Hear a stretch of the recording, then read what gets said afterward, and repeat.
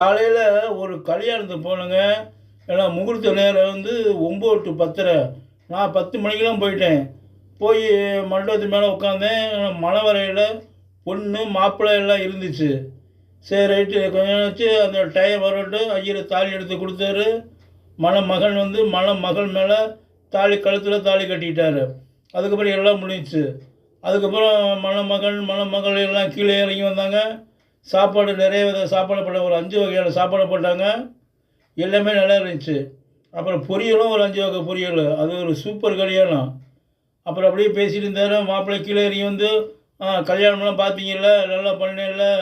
சரி உங்களுக்கு என்ன கூட்டு, பொரியல் எல்லாம் பிடிச்சிருக்கா? பிடிச்சிருந்தா சப்ஸ்கிரைப் பண்ணுங்க, லைக் பண்ணுங்க, ஷேர் பண்ணுன்னாருங்க. ஏன்னா அவர் ஒரு யூடியூப் போடுறவராட்டுக்கு.